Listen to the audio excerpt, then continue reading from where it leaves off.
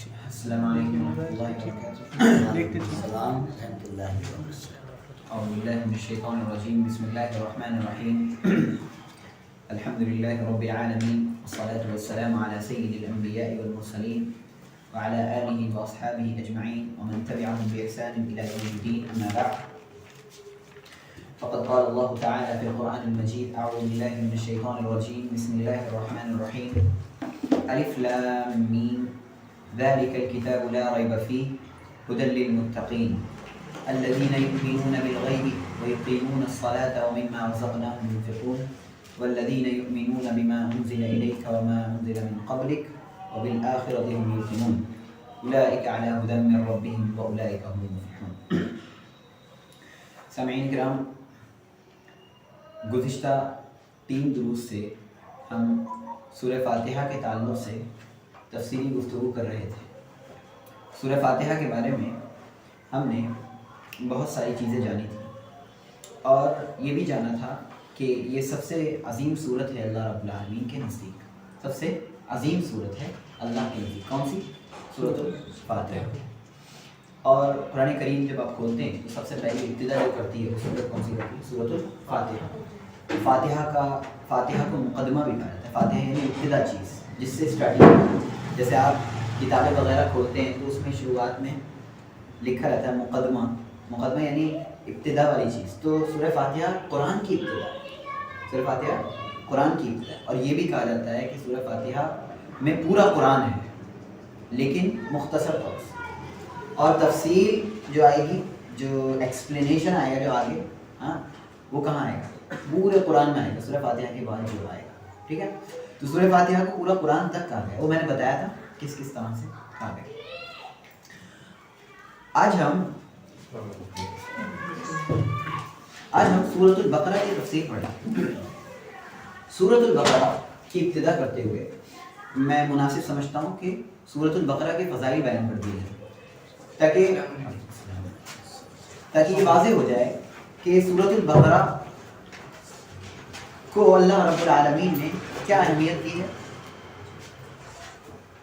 سورۃ البقرہ کی اہمیت کیا ہے، سورۃ البقرہ اللہ رب العالمین کے یہاں کیا مقام رکھتی ہے، یہ ہم جانیں۔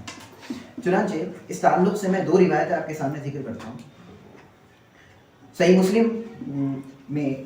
مسلم کی روایت 780 میں اللہ رب العالمین نے ارشاد فرمایا، اللہ کے نبی صلی اللہ علیہ وسلم نے ارشاد فرمایا، حضرت ابو ہریرہ راوی حدیث ہیں، فرماتے ہیں اللہ کے نبی صلی اللہ علیہ وسلم نے ارشاد فرمایا، لا تجعلوا بیوتکم مقابر، تم اپنے گھروں کو قبرستان نہ بناؤ، تم اپنے گھروں کو قبرستان نہ بناؤ، ان الشیطان ینفر من البیت الذی تقرأ فیہ سورۃ البقرہ، بے شک شیطان اس گھر سے بھاگتا ہے جس میں سورۃ البقرہ پڑھی جاتی ہے، بے شک شیطان اس گھر سے بھاگتا ہے جس میں سورۃ البقرہ پڑھی جاتی ہے، یعنی سورۃ البقرہ کے اندر کیا ہے؟ بہت پاور ہے، یعنی پاور والی سورت ہے، ٹھیک ہے؟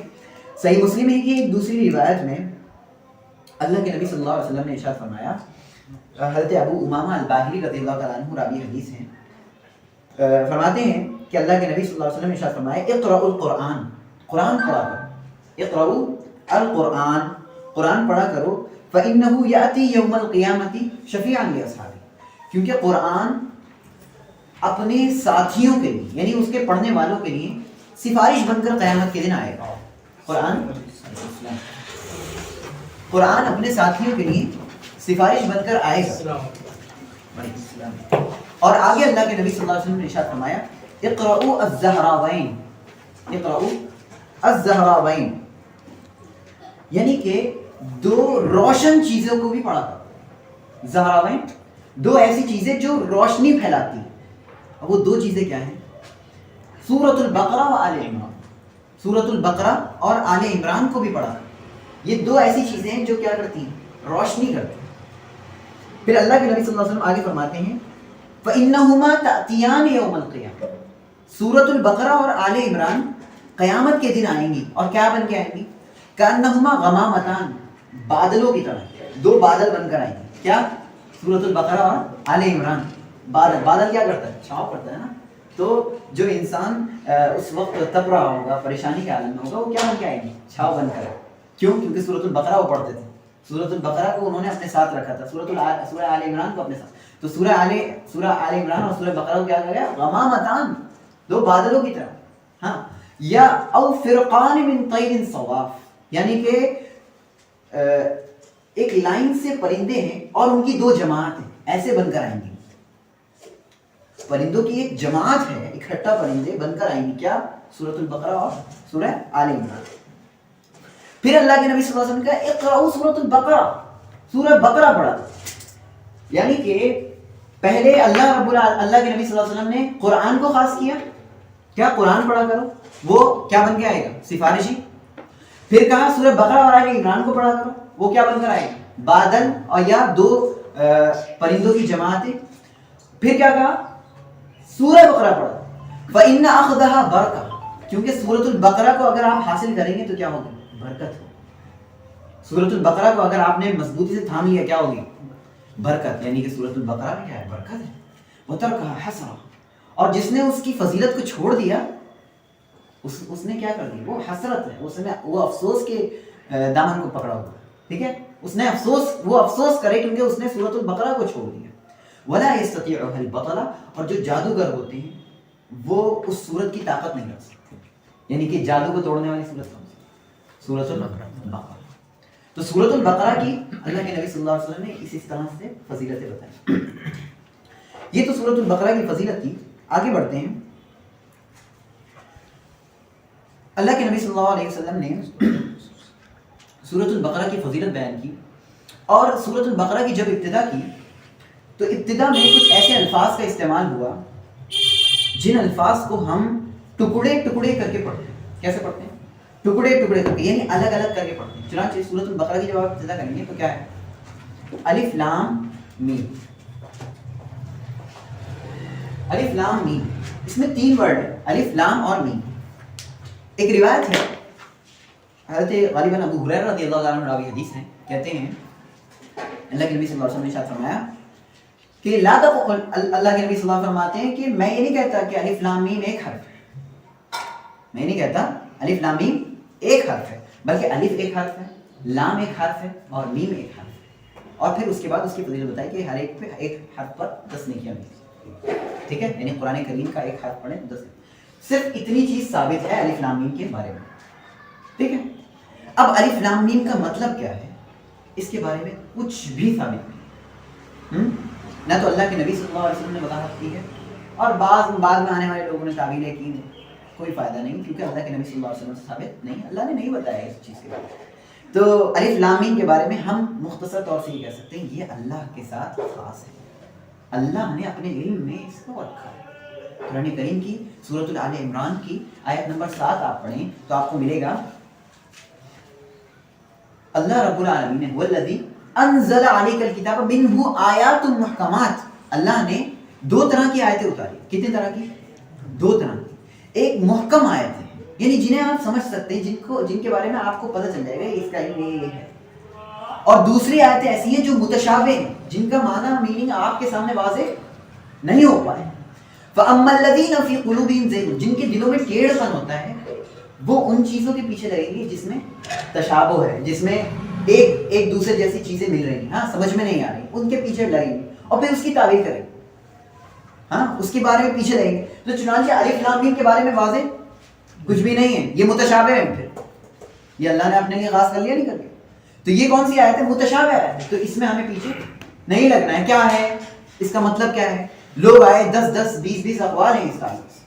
کسی نے کہا یہ اللہ کا نام الف لام, کسی نے کہا یہ اللہ کے نبی کا نام ہے, کسی نے کہا یہ قرآن کا نام ہے, کسی نے کہا قرآن کی صورتوں کا نام ہے, کسی نے کہا قیامت جو آئے گی نا, سارے جتنے بھی حروف مقطعات کو اگر آپ اکٹھا کریں تو وہ جو تعداد مل کے جو بنے گی اس تعداد کے بعد قیامت آئے گی. اس طرح کی باتیں کی گئی. لیکن اس کے بارے میں قرآن کی سورہ آل عمران کی آیت نمبر 7 کو یاد رکھیں, وَمَا يَعْلَمُ تَأْوِيلَهُ إِلَّا اللَّهُ. اس کی تعبیر, اس کی تفسیر کون جانتا ہے؟ اللہ. اس کی تفسیر کون جانتا ہے؟ اللہ جانتا ہے. تو الف لام میم یہ حروف مقطعات ہے. کیا ہے یہ؟ حروف مقطعات. حروف مقطعات یعنی کہ الگ الگ پڑھے جانے والے حروف.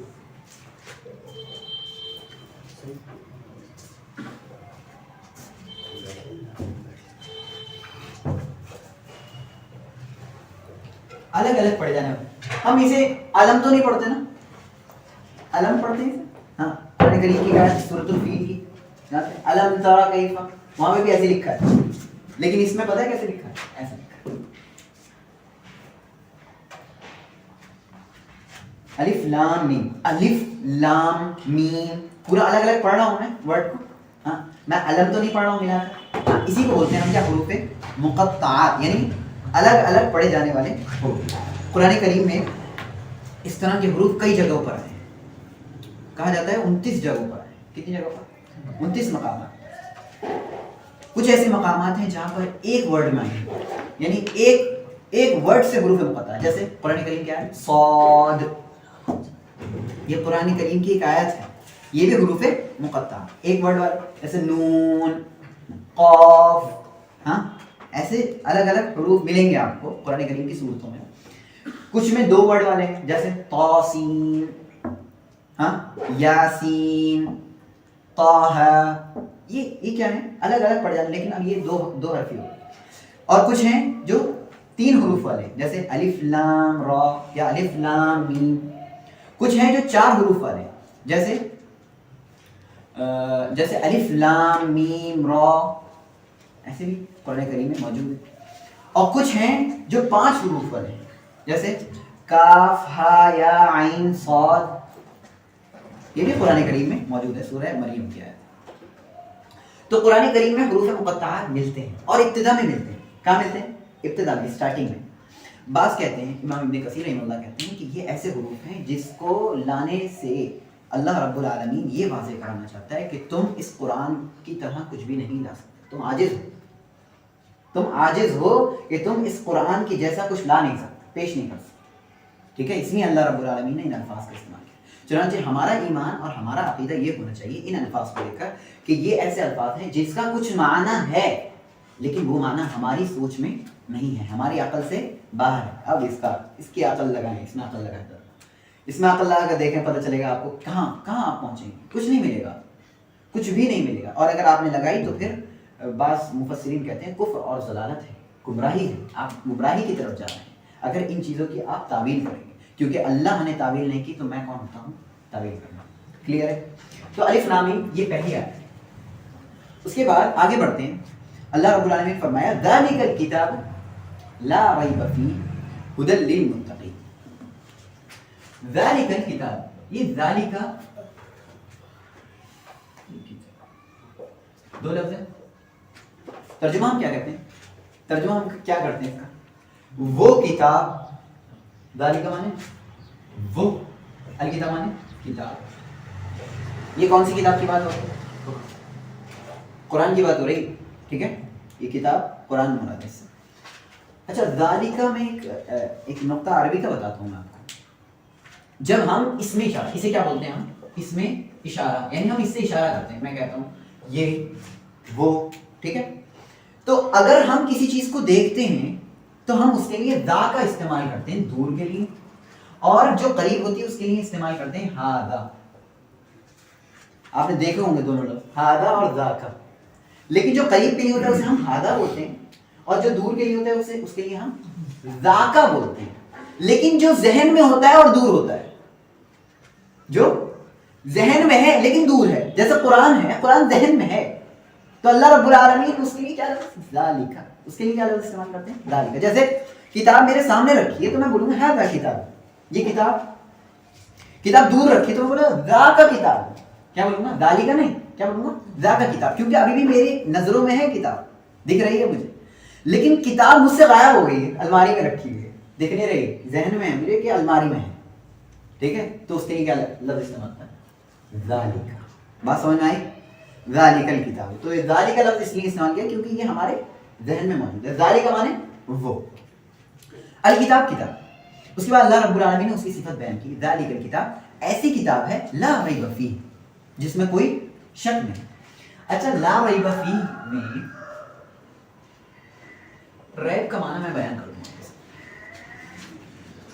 ला माने नहीं, रैब माने शक, फीही माने उसमें।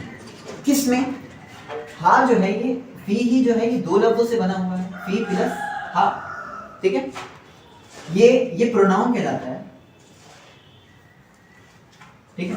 اور پروناؤن ہمیشہ کسی نہ کسی ناؤن کے بارے میں بتاتا ہے. تو یہ ہو جو ہے یہ کہاں لوٹ رہا ہے؟ الکتاب کی طرف. ٹھیک ہے. یہ وہ کتاب ہے, ہم ترجمہ کیا کرتے ہیں؟ جس میں کوئی شک نہیں. ترجمہ کیا کرتے ہیں؟ یہ وہ کتاب ہے جس میں کوئی شک نہیں. یہ جس, یہ کیسے آیا؟ یہ کتاب کی طرف بات بتائی جا رہی ہے کہ کتاب میں کوئی شک نہیں. ٹھیک ہے. اچھا, ریب کا معنی جان لیں. ہم عام طور سے تو کہتے ہیں ریب معنی شک. ٹھیک ہے.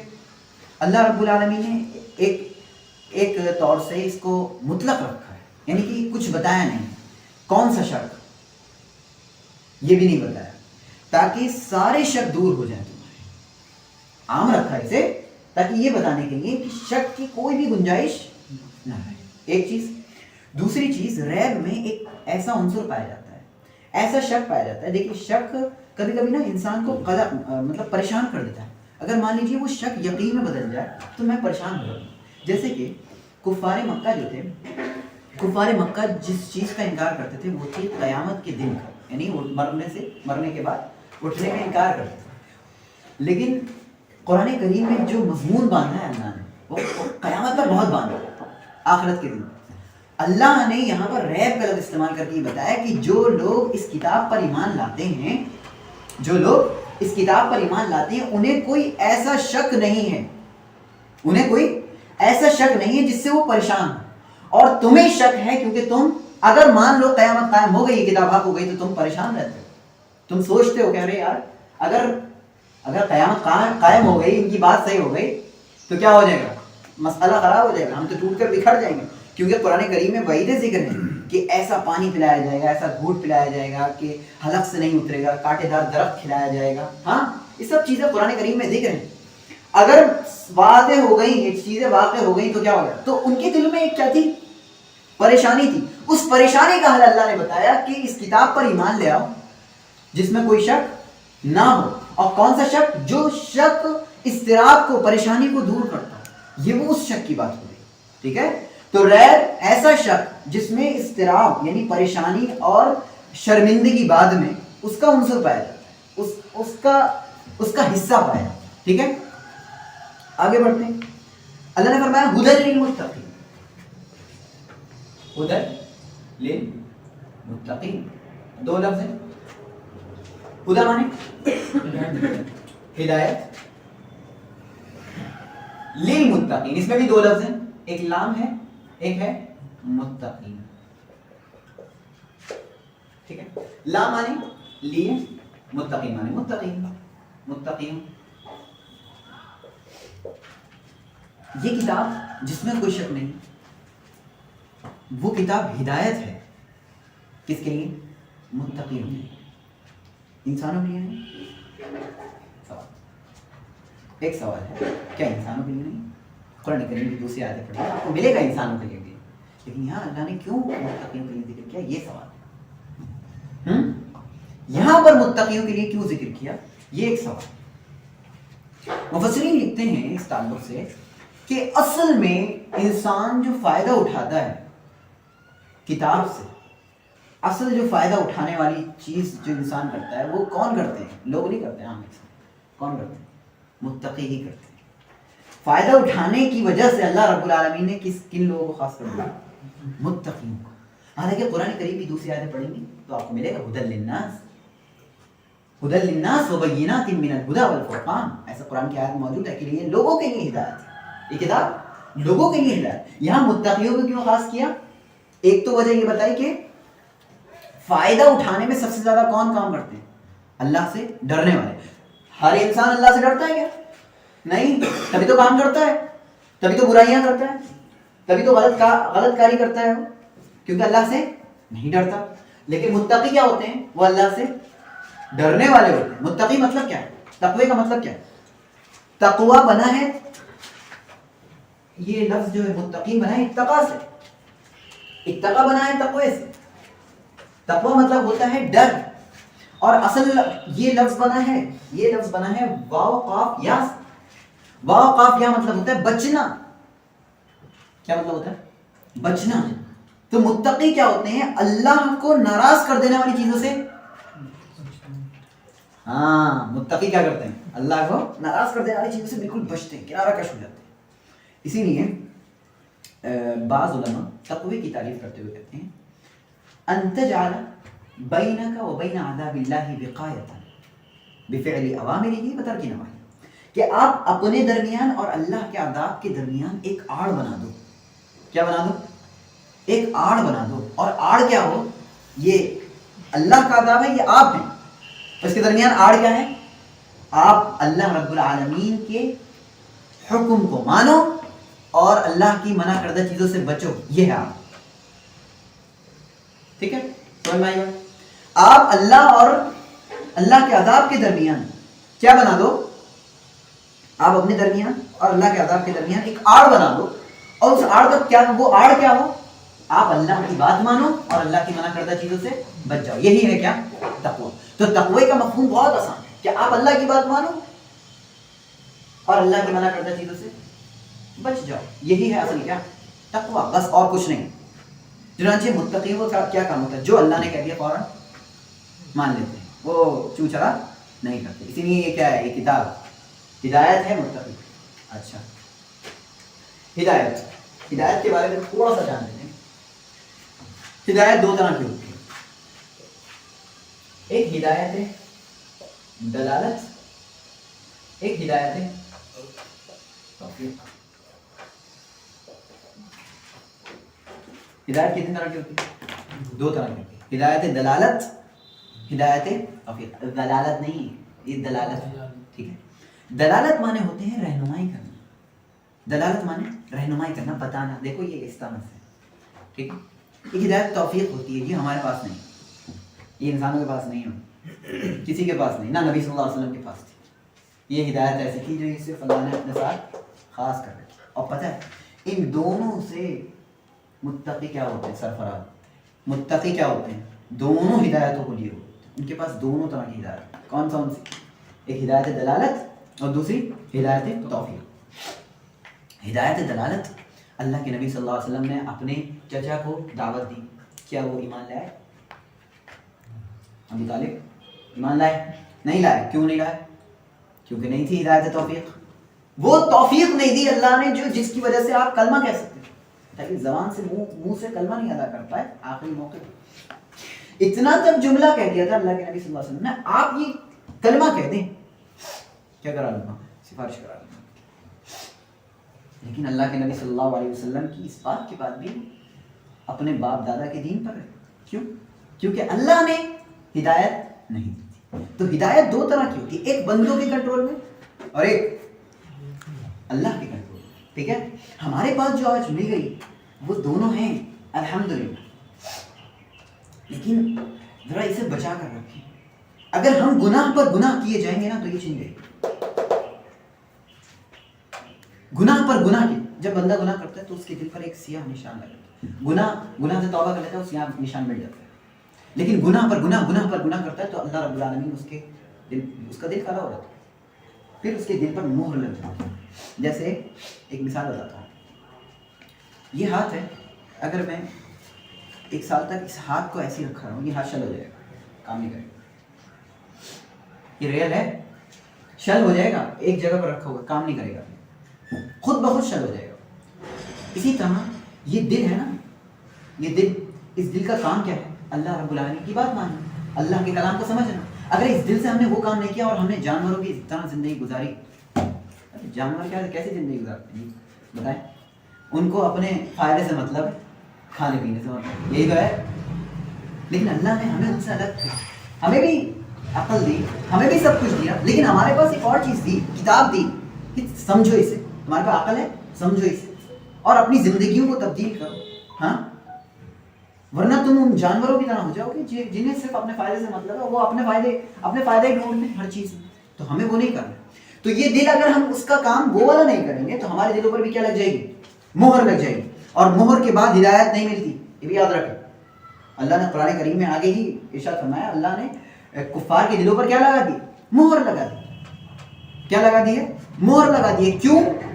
کیونکہ انہوں نے معصیت در معصیت، معصیت پر معصیت، گناہ پر گناہ، اور پھر اس گناہ سے توبہ نہیں. اور ہم بھی گناہ پر گناہ، گناہ پر گناہ، اور اس گناہ سے توبہ نہیں. تو کیا ہم اس کیٹیگری میں داخل نہیں ہو سکتے. کیا اللہ رب العالمین نے ہدایت توفیق چھین لی تو ہمارا کیا ہوتا ہے؟ اس چیز کے تعلق سے سوچنا چاہیے. تو ہدایت کی دو قسمیں ہیں, کلیئر ہے. ہدایت دلالت یہ ہر ایک کر سکتا ہے. میں آج آپ کے سامنے کچھ پیش کر رہا ہوں, یہ کیا ہے؟ یہ میں آپ کے سامنے ایک بات پیش کر رہا ہوں کہ اس طرح سے آپ کو چلنا چاہیے, اپنی زندگی گزارنا چاہیے. یہ دلالت ہے, میں بتا رہا ہوں. عمل کرنا, اس چیز کی توفیق کون دے گا؟ یہ خیال رکھیں. یہ میں کہہ دوں آپ سے نماز پڑھو, آپ نماز پڑھ لیا کرو, میں نے تو کہہ دیا. دیکھو نماز بے حیائی برائی سے روکتی ہے, میں نے کہہ دیا. اس کے بعد آپ نماز کو جاؤ گے, یہ توفیق کون دے گا؟ یہ اللہ دے گا. ٹھیک ہے, لائک رہا فی الدین, میں اٹھا کے تھوڑی پکڑ کے اٹھا کے لے جاؤں دونوں ہاتھوں, نہیں لے کے جاؤں. میں بس بتاؤں, انما علیک البلاغ, اللہ کے نبی صلی اللہ علیہ وسلم نے ارشاد فرمایا, انما علیک البلاغ, اللہ نے ارشاد فرمایا اللہ کے نبی صلی اللہ علیہ وسلم سے کہ آپ پر پہنچانا ہے, ہم پر حساب لینا ہے.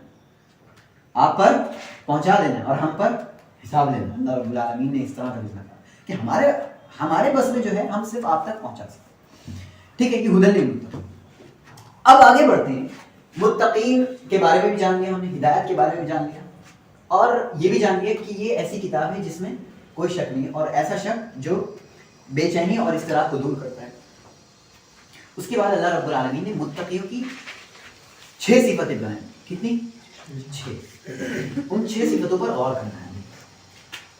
پہلی ہے الذین یؤمنون بالغیب. الذین یؤمنون بالغیب, یہ ہے پہلی صفت, جو غیب پر ایمان رکھتے ہیں. ترجمہ, وہ لوگ جو ایمان رکھتے ہیں بالغیب. یہ 2 لفظوں سے بنا ہے, ایک با اور ایک الغیب. مانا با مانے ساتھ یا پر, اور غیب مانے جائے. متقیوں کی پہلی صفت کیا ہے؟ وہ غیب پر ایمان رکھتے ہیں. کس چیز پر؟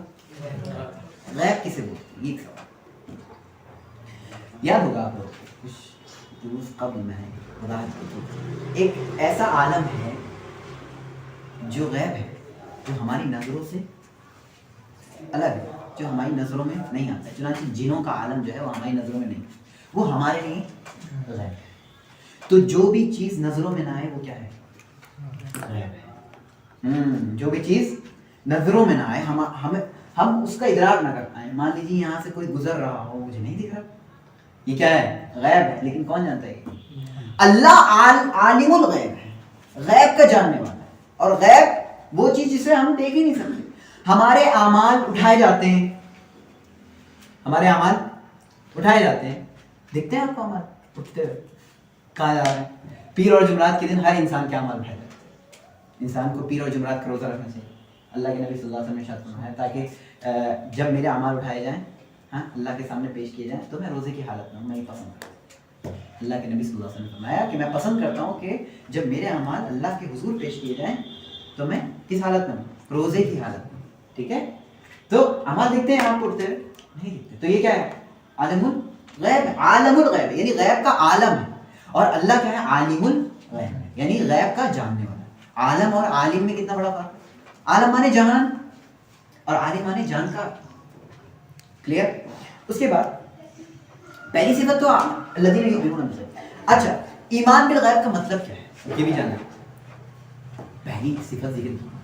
ایک شخص آتے ہیں اللہ کے نبی صلی اللہ علیہ وسلم کے پاس, کہتے ہیں, یا غالباً حضرت جبریل کی شکل میں, کہا ایمان کیا ہے؟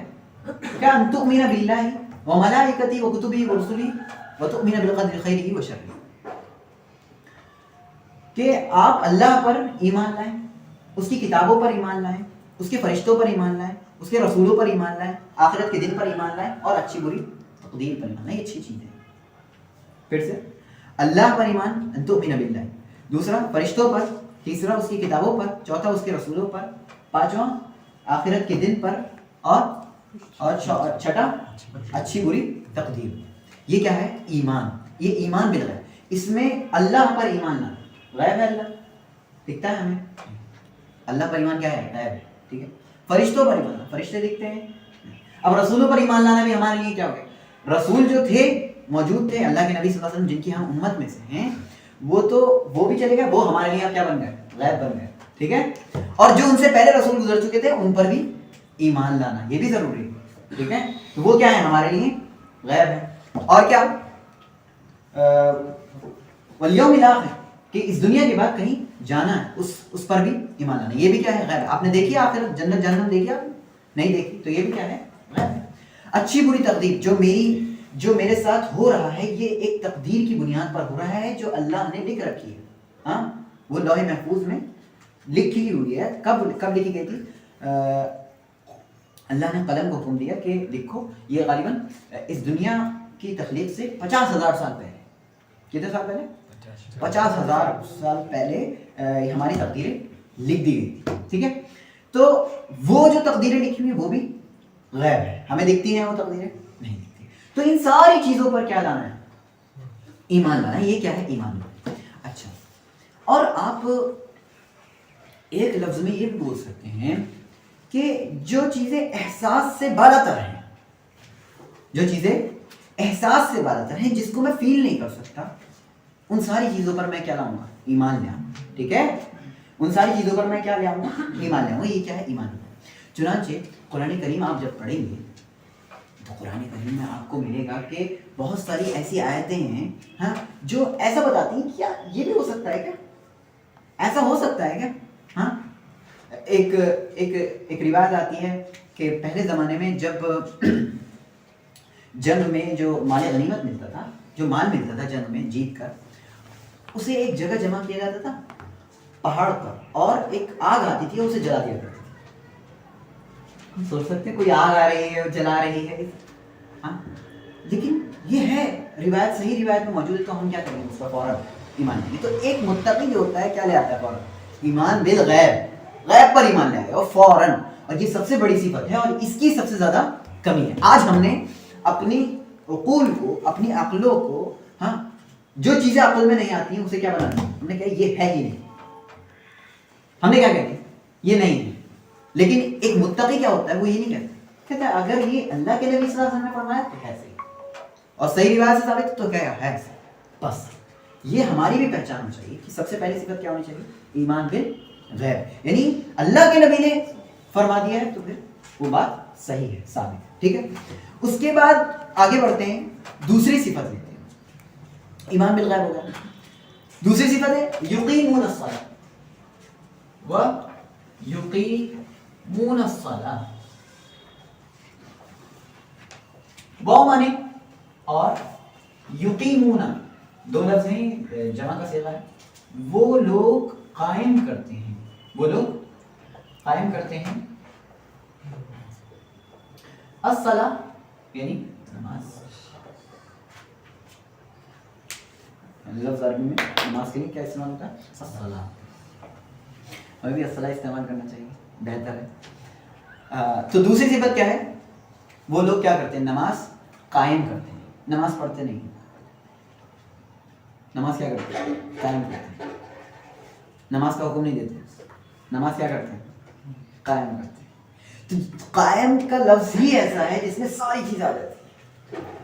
مفسرین لکھتے ہیں قائم کرنے کا مطلب کہ ظاہری طور پر جو چیزیں ضروری ہیں ان کو, اور جو باطنی طور پر یعنی اندرون میں جو چیزیں ضروری ہیں, اندرون میں آپ کو جو آپ کو فیل ہونا چاہیے, ہاں, اس کے طور پر جو چیزیں ضروری ہیں ان ساری چیزوں کو ادا کرتے ہوئے نماز پڑھنا, اسے بولتے ہیں ہم کیا, اقامت صلاۃ. ظاہری طور پر اور باطنی طور پر جتنی چیزیں ضروری ہیں وہ سب کو کرنا, یہ کیا ہے, اقامت صلاۃ. ورنہ ہر انسان نماز پڑھتا ہے, لیکن بعض لوگ نماز پڑھتے ہیں سنت طریقے سے, اور بعض لوگ ایسی انہیں پتہ ہی نہیں ہے سنت کیا ہے, اللہ کے نبی نے کس طرح سکھائی صلی اللہ علیہ وسلم. ٹھیک ہے, تو وہ یہاں پر خطا کرتے ہیں. کہاں پر, ظاہری طور پر.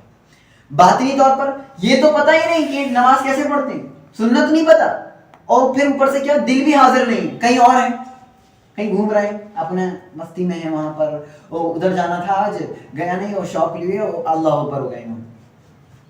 یہ کیا ہے, یہ اقامت صلاۃ نہیں. اقامت صلاۃ کا مطلب ہوتا ہے کہ ظاہری طور پر یعنی کہ سنت ساری اپناتے ہوئے, یہ ہے ظاہری طور پر اللہ کے نبی صلی اللہ علیہ وسلم کا طریقہ اپناتے ہوئے, یہ ہے ظاہری طور پر نماز قائم کرنا اور باطنی طور پر نماز قائم کرنے کا مطلب دل کا حضور، دل آپ کا حاضر ہو نماز میں، آپ کا دل حاضر ہو، آپ کے دل میں یہ محسوس ہو رہا ہو کہ اللہ مجھے دیکھ رہا ہے. اور اسی کو ہم اللہ کے نبی صلی اللہ علیہ وسلم نے اسی کو احسان بولا. کیا بولا؟ احسان. کہ آپ اللہ کی ایسے عبادت کرو جیسے کہ آپ اسے دیکھ رہے ہو. اور اگر ایسا نہیں کر سکتے تو یہ تو سوچ لو کہ وہ آپ کو دیکھ رہا ہے. یعنی احسان کا اونچا لیول کیا ہے؟ کہ آپ اللہ کی ایسی عبادت گویا کہ آپ اسے دیکھ رہے ہو. کرنا کا ترا فَإِن لَمْ تَكُنْ تَرَاهُ فَإِنَّهُ يَرَاكَ. اگر ایسا نہیں کر سکتے تو یہ تو سوچو کہ وہ آپ کو دیکھ رہا ہے. تو اقامت صلاح کا مطلب سمجھ میں آیا؟ اقامت صلاح کا مطلب یہ نہیں ہوتا کہ نماز پڑھ لی بھائی، پانچ وقت کی نماز پڑھتا ہوں. آپ کو سنت ہی نہیں پتا کیسے پڑھتے. آپ اپنی جب سے آ رہے ہو انہیں بھی دیکھا، بغل میں جو کھڑے تھے وہ بھی ویسے ہی پڑھ رہے تھے. آپ نہیں، آپ کو اگر سنت نہیں پتا آپ اس کی کیا کریں؟ جانچ کریں، پوچھیں، علماء سے پوچھیں، سوال کریں. بھائی ہم سے نماز نہیں پڑھنی آتی، نماز کا صحیح طریقہ کیا ہے؟ آپ اس تعلق سے سوال کریں. اس کے بعد باطنی طور سے سمجھ میں آیا کہ آپ کا دل کیا ہو؟ حاضر ہو، موجود ہو کہ اللہ رب العالمین آپ کو دیکھ رہا ہے. ٹھیک ہے. اور یہ حضور قلبی اس لیے ضروری ہے کہ لوگ تو بہت سارے نماز پڑھتے ہیں لیکن نماز قائم کون کرتے ہیں؟ جن کے دل میں اللہ رب العالمین کا حضور رہتا ہے کہ اللہ رب العالمین انہیں دیکھ رہا ہے. تو متقیوں کی دوسری صفت کیا ہے؟ وہ نماز نہیں پڑھتے، صرف کیا کرتے ہیں؟ نماز کو قائم کرتے ہیں. اس کے بعد تیسری صفت لیتے ہیں، وَمِمَّا رَزَقْنَاهُمْ يُنْفِقُونَ. وَمِمَّا رَزَقْنَاهُمْ يُنْفِقُونَ. لفظ دیکھیں، واو مطلب اور، مما مطلب اس میں سے جو. رزقنا میں بھی دو لفظ ہیں. ہم نے انہیں رزق دیا، ان کو رزق دیا. ينفقون مطلب وہ خرچ کرتے ہیں.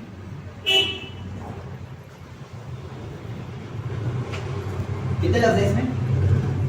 وَمِمَّا رَزَقْنَاهُمْ يُنْفِقُونَ. اور اس میں سے جو ہم نے انہیں عطا کیا ہے وہ لوگ کیا کرتے ہیں؟ خرچ کرتے ہیں. کہاں خرچ کرتے ہیں؟ کہاں خرچ کرتے ہیں؟ ہے اس میں؟ ہے؟ نہیں ہے. اسی لیے اللہ رب العالمین نے ایسا رکھا، خرچ کرتے ہیں.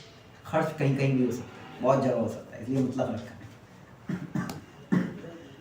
بیوی بچوں پہ بھی خرچ کرتے ہیں، اہل خانہ پہ بھی خرچ کرتے ہیں، اور لوگوں پہ بھی خرچ کرتے ہیں، غربا پہ خرچ کرتے ہیں، یتیموں پہ بھی خرچ کرتے ہیں، اور اللہ کی راہ میں بھی خرچ کرتے ہیں.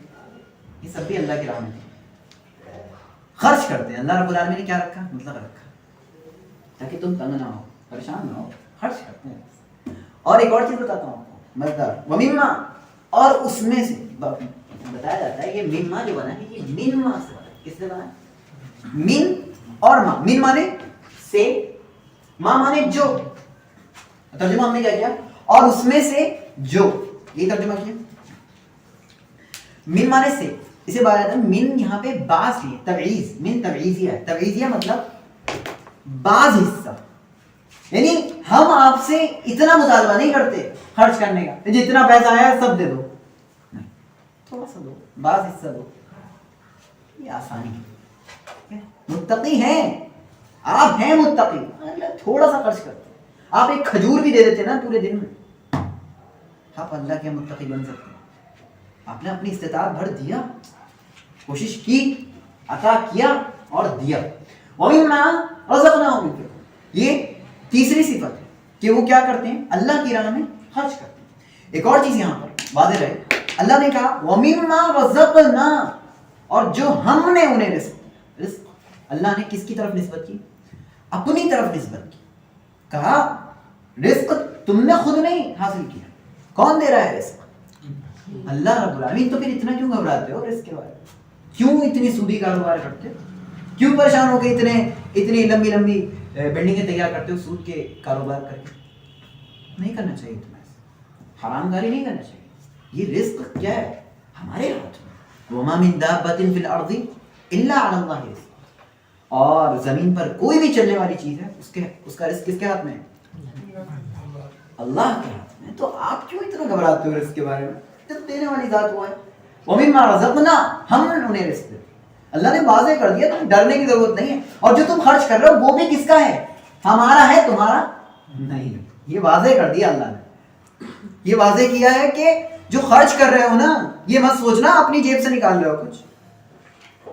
یہ دیا کس نے ہے؟ اللہ رب العالمین نے. یہ واضح کیا. یہ متقی. تو متقیوں کی کیا کیا پہچان ہوگی؟ ایمان بالغیب, غیب پر ایمان. دوسری اقامت صلاح, اور تیسری اللہ کی راہ میں وہ کیا کرتے ہیں؟ خرچ کرتے ہیں. اچھا, ایمان بالغیب کا تعلق ہے دل سے, اقامت صلاح کا تعلق ہے بدن سے, اور خرچ کرنے کا تعلق کہاں سے؟ مال سے. تو دل کی عبادت بھی ہوگی, ہاں, بدن کی عبادت بھی ہوگی, اور مالی عبادت بھی ہوگی. عبادت کا میں نے ایک مفہوم بتایا تھا, قلبی عبادت, بدنی عبادت اور مالی عبادت. التحیات للہ والصلوات والطیبات. التحیات اس سے مراد کہا جاتا ہے قلبی عبادت, والصلوات اس سے مراد بدنی عبادت, والطیبات اس سے مراد مالی عبادت. تو ہم جو تحیات پڑھتے ہیں تشہد میں بیٹھ کر, اس میں ہم تینوں کس کے حوالے کر دیتے ہیں؟ یہ تینوں عبادتیں کس کے لیے؟ للہ. کس کے لیے؟ اللہ کے لیے. یہ بہت بڑی چیز ہے. تو متقی کیا کرتے ہیں؟ ان تینوں عبادتوں کو کس کے لیے خاص کرتے ہیں؟ اللہ کے لیے خاص کرتے ہیں. ٹھیک ہے, تو وہ ایمان بالغیب رکھتے ہیں. دوسرا اقامت صلاح کرتے ہیں, اور تیسرا اللہ کی راہ میں خرچ کرتے ہیں. آگے بڑھے, اللہ نے فرمایا والذین یؤمنون بما انزل الیک وما انزل من قبلک وبالآخرۃ هم یوقنون. یہاں پر دو صفتیں بیان کی گئی. کتنی؟ دو صفتیں. بلکہ اس کو دو کہا جائے بہتر ہے, یا تین کہا جائے بہتر ہے. کیسے؟ والذین یؤمنون بما انزل الیک,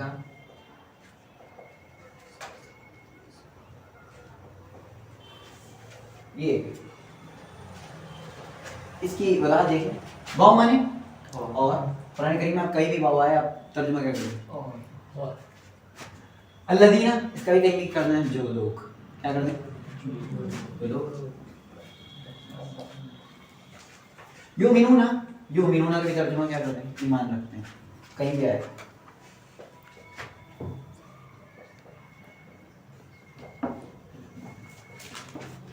با مانے سے, ساتھ, پر, بہت سارے معنی با کے ہوتے ہیں. ما مانے جو. انزلہ, انزلہ یہ پیسو وائس میں ہے. انزلہ یہ مجہول ہے, معروف نہیں ہے. نازل کیا گیا ہے, نازل کرنے والے کا یہاں پتہ نہیں بتایا گیا. جو نازل کیا گیا ہے, یہ نہیں کہا جو اللہ نے نازل کیا. تو یہاں پہ فاعل غائب ہے, یعنی کہ سبجیکٹ غائب ہے. یہاں جو نازل کیا گیا. الیکا, الا میں, الیکا میں بھی دو لفظ ہیں, الا اور کاف, یہ دونوں مل کر بنا ہے الیکا. الیکا مانے الا مانے طرف, کا مانے آپ. اور وہ لوگ جو اس چیز پر ایمان رکھتے ہیں جو آپ کی طرف اتارا گیا. آپ کی طرف کیا اتارا گیا؟ جی کیا اتارا گیا؟ قرآن. بس بس قرآن ہی اتارا گیا, اور کچھ نہیں اترا ہے. قرآن اتارا گیا, وہ کچھ اور بھی اترا ہے. ارے قرآن کریم کی شرح اتاری اللہ نے, سنت, اسی کو ہم حدیث بولتے ہیں, وہ اتاری ہے. کہ یہ انزلہ میں دونوں چیزیں داخل ہیں, یاد رکھیں. انزلہ الیک میں دونوں چیزیں داخل ہیں. مفسرین لکھتے ہیں, ہم ساتھ رحمہ اللہ لکھتے ہیں, اس سے مراد کیا ہے؟ قرآن اور سنت. لیکن ابھی شارع ہیں, بہت بڑے شارع ہیں. کس کے؟ قرآن کے. قرآن کریم کی وضاحت کی ہے اللہ کے نبی صلی اللہ علیہ وسلم. تو قرآن اور سنت جو آپ کی طرف اتارا گیا اس پر بھی کیا رکھتے ہیں وہ لوگ؟ ایمان. کیسا ایمان؟ کہ یہ قرآن اور سنت کس کی طرف سے اتارا گیا ہے؟ یہ ایمان ہے. ایمان کیا ہے یہاں پر؟ ایمان کا مطلب کیا ہوا؟ جو آپ کی طرف اتارا گیا اس پر ایمان رکھتے ہیں, مطلب کہ یہ اللہ کی طرف سے نازل کردہ ہے, اس میں کوئی شک نہیں ہے, اور اسے اختیار کر کے میں کہاں جاؤں گا؟ جنت میں جاؤں گا. یہ ہے ایمان. یہ سوچ کس کی ہے؟ متقیوں کی سوچ. ٹھیک ہے. اگلی دیکھیں صفت وما انزل من قبلک، ایسی ہے وما انزل من قبلک، اور ما مانے جو نازل کیا گیا، من مانے سے، قبلک یہ بھی دو لفظوں سے بنا ہے، قبل اور کاف. قبل مانے پہلے، کاف مانے آپ. یعنی کہ وہ لوگ ایسے ہیں متقی جو آپ کی طرف نازل کردہ چیز پر بھی ایمان رکھتے ہیں اور جو آپ سے پہلے نازل کی گئی ہیں اس چیز پر بھی ایمان رکھتے ہیں. ہاں اس سے یہ چیز سمجھ میں آتی ہے کہ صرف قرآن پر ایمان لانا کافی نہیں، اس چیز پر ایمان لانا ضروری ہے کہ اللہ کی طرف سے اور بھی کتابیں نازل کی گئی تھی دوسرے رسولوں پر. لیکن یہاں پہ ایک نقطہ واضح کروں میں آپ کے سامنے، قرآن کریم پہ ہم تفصیلی ایمان لائیں گے. ایسا ایمان تفصیلی ایمان مطلب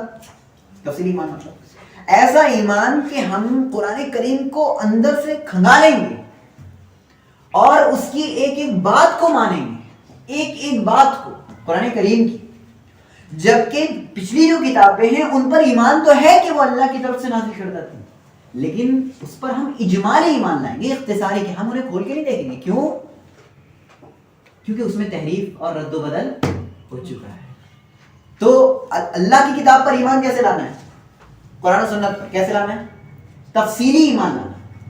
اور اللہ نے جو اس سے پہلے اتاری ہیں، جیسے تورات ہو گئی، زبور ہو گئی، انجیل ہو گئی، صحف ابراہیمی ہو گئے یا صحف موسوی ہو گئے، یعنی موسیٰ علیہ السلام کے صحیفے یا ابراہیم علیہ السلام کے صحیفے قرآن کریم میں جن کا ذکر آتا ہے، ان سب پر بھی ہم ایمان لائیں گے. یہ ایمان کی اس کیٹیگری میں داخل ہے جو میں نے بتایا تھا، تؤمن باللہ وملائکتہ وکتبہ، اور اس کی کتابوں پر.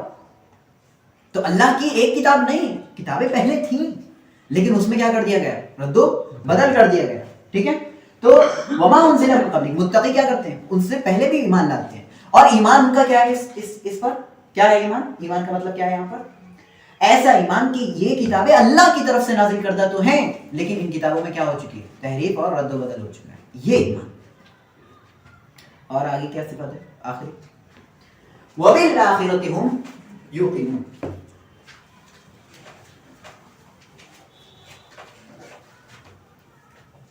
اور یہ صفت بہت بڑی صفت ہے، اس کی وضاحت کرتا ہوں. وَبِالْآخِرَةِ هُمْ يُوقِنُونَ، پہلے ترجمہ دیکھیں. واو مانے بالآخرہ، با مانے پر، آخرت مانے آخرت، ہم مانے وہ لوگ، یوقنون مطلب یقین.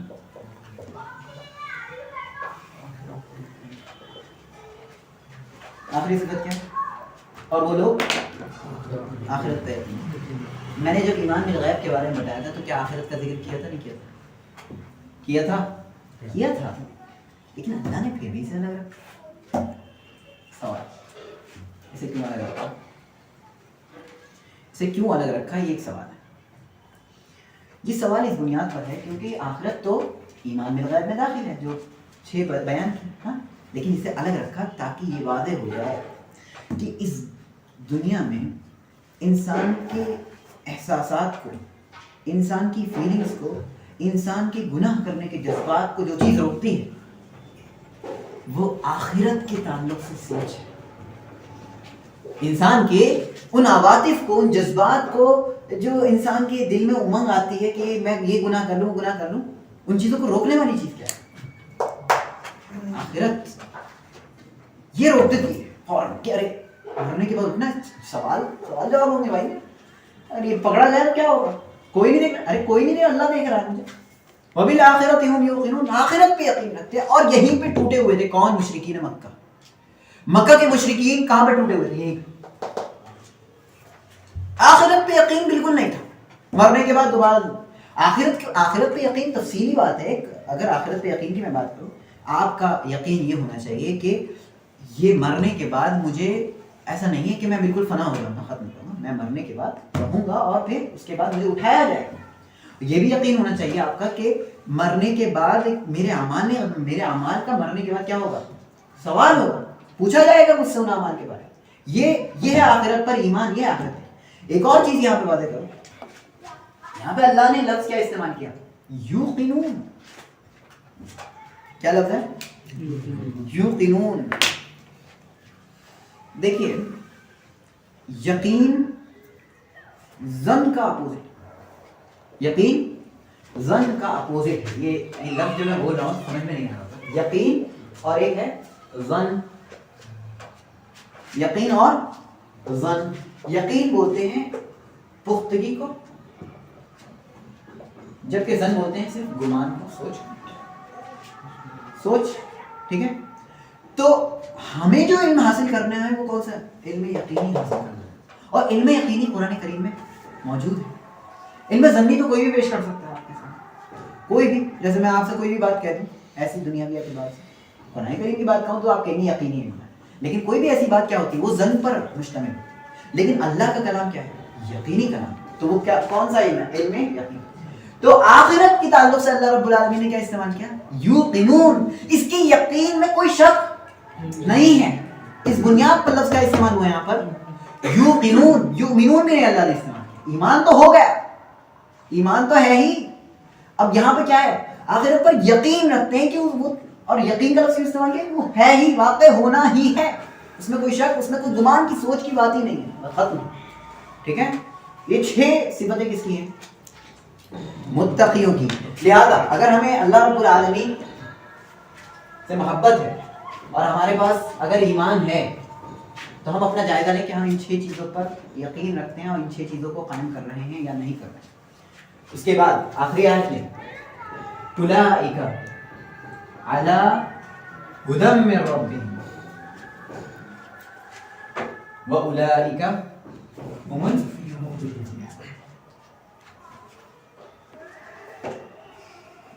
اور یہ بشارت, یہ کیا ہے؟ بشارت. کام بہت کر لیا آپ نے, 6 چیزوں کا ایمان لایا اور بہت سارے کام کر لیا آپ نے. بس اب دیکھو بشارت. میں نے بتایا تھا نا ہدایت ہر ایک کو نہیں ملتی. ہدایت توفیق, ہدایت دلالت بتایا. تو کہا کہ جو 6 چیزوں پر اس طرح سے عمل کرے گا نا اسی کے پاس کیا آئے گی؟ ہدایت آئے گی. چنانچہ اولئک کا معنی وہ لوگ, اعلیٰ مانے پر, ہدن مانے ہدایت, من مانے سے, رب بھی مانے ان کے رب, واو مانے, اور اولئک کا مانے وہ لوگ, ہم مانے لائن وہ سب, المفلحون مانے کامیاب. کلیئر ہے؟ ترجمہ سنیں, یہی لوگ کیا ہیں, یا وہی لوگ جو ہیں اپنے رب کی طرف سے ہدایت پر ہیں, اور وہی لوگ کون کیا ہیں؟ کامیاب ہیں. تو کتنی بشارت مل گئی؟ 2 خوشخبری. ایک تو وہ خوشخبری مل گئی جو اس دنیا میں پائی جانی چاہیے. اس دنیا میں ملنے والی خوشخبری کیا ہے؟ ہدایت. اس دنیا میں ہمیں کیا چاہیے؟ اونلی ہدایت. کون سی والی ہدایت؟ اللہ والی. ہدایت توفیق چاہیے. ہدایت دلالت تو سبھی دیتے رہتے ہیں. ہدایت دلالت دل میں آ جائے گی تو ہدایت توفیق مل جائے گی. ٹھیک ہے, ہدایت توفیق چاہیے. اور دوسری صفت کا تعلق کہاں سے؟ آخرت سے. کیوں, کیسے؟ قرآن کریم کی ایک آیت ہے, اللہ نے ارشاد فرمایا فمن زحزح عن النار وادخل الجنۃ فقد فاز. جس کو آگ سے بچا لیا گیا اور جنت میں داخل کر دیا گیا. جس کو آگ سے یعنی جہنم سے بچا لیا گیا اور جنت میں داخل کر دیا گیا, فقد فاز, تو وہ کامیاب ہو گیا. تو کامیابی وہ کا مطلب کیا ہو؟ یہ آخرت والی کامیابی. سمجھ میں آئی بات؟ ہدایت یہ کس اعتبار سے؟ دنیاوی اعتبار سے. اور فلاح کا تعلق کہاں سے؟ اخروی اعتبار سے, کامیابی. اچھا, یہاں ایک 2 اور نقطے میں بتاؤں. علی ہدن, اللہ نے ایک آیت میں ارشاد فرمایا فی ضلال مبین, کہ کفار جو ہیں کھلی گمراہی میں. وہاں اللہ نے لفظ استعمال کیا, کیا؟ فی معنی کیا ہوتے ہیں؟ میں. علی معنی کیا ہوتے ہیں؟ پر. تو وہ ہدایت پر ایسے ہیں بالکل سوار, اور وہ کیا ہیں؟ وہ گھسے ہوئے ہیں کس میں؟ گمراہی میں. یعنی کہ وہ دکھ بھی نہیں رہے ہیں آپ کو کہ ان کے پاس ہدایت آ سکتی ہے یا نہیں آ سکتی. تو ایک متقی جو ہوتا ہے وہ اپنے فیس سے یا اپنے ہاؤ بھاؤ سے ہی پتہ چل جاتا ہے بھائی یہ بہت بڑا متقی انسان ہے, اللہ سے ڈرنے والا انسان. یہ اس سے یہ چیز سمجھنا کہ ہدایت جس کے پاس ہوتی ہے آپ اسے کہہ سکتے ہیں کہ یہ ہدایت والا شخص ہے. کب کہہ سکتے ہیں؟ اس کے ہاؤ بھاؤ سے واضح ہو جائے گا. اس کی سر پہ چڑھ کر بولتی ہے ہدایت, اس لیے اعلیٰ کا لفظ استعمال کیا, یہ بلندی پہ پہنچانے والی چیز ہے. لیکن گمراہی کہاں لے جاتی ہے؟ پستی میں لے جاتی ہے. اس لیے فی کا لفظ کس کے لیے استعمال ہوا؟ گمراہی کے لیے. اور ہدایت کے لیے کیا استعمال ہوا؟ بلندی کا لفظ, اعلیٰ. سمجھ میں آئی بات؟ ایک چیز یہ مفلحون کس سے بنا ہے؟ افلاح سے. فلاح بولتے ہیں کسان کو. کسے بولتے ہیں؟ کسان. کسان کیا کرتا ہے؟ زمین پھاڑتا ہے. پتہ نہیں پھاڑتا ہے, کھیتی کرنے کے لیے کیا کرتا ہے؟ زمین پھاڑتا ہے. تو کامیاب لوگ جو ہوتے ہیں وہ کیا پھاڑتے ہیں؟ جی کامیاب لوگ کیا کرتے ہیں؟ وہ کیا چیز پھاڑتے ہیں؟ یہ ہاں گڈ, یہ قریب ہے. ہم المفلحون یعنی کہ وہ لوگ کامیاب ہیں, یعنی کہ وہ اپنے سینے کو اللہ کے قرآن کے لیے, اللہ کی باتوں کے لیے کھول دیتے ہیں. بات سمجھ میں آئی؟ کھول دیتے ہیں تاکہ وہ ہدایت کیا آ جائے, داخل ہو سکے. جو معاصی کرنے والے لوگ ہوتے ہیں نا وہ بند رکھتے ہیں, کھولتے بھی نہیں. کیوں؟ کیونکہ وہ چاہتے ہی نہیں, اس لیے گناہ پر گناہ کرتے ہیں, پھر اللہ مہر لگائے تو پھر ایسی چلی جاتی ہے. لہذا متقی 6 صفتوں سے بنتا ہے اور پھر اس کے بعد ان 6 صفتوں پر 2 اجر ملتے ہیں. کتنے؟ 2 اجر. ایک دنیا میں ہدایت اور پھر اخروی طور سے کامیابی, اور اس کے ذریعے سے ہم نجات پا سکتے ہیں. اللہ رب العالمین سے دعا ہے اللہ رب العالمین ہمیں بھی تقوی اختیار کرنے کی توفیق عطا فرمائے. آمین. آخر دعوانا الحمدللہ رب العالمین.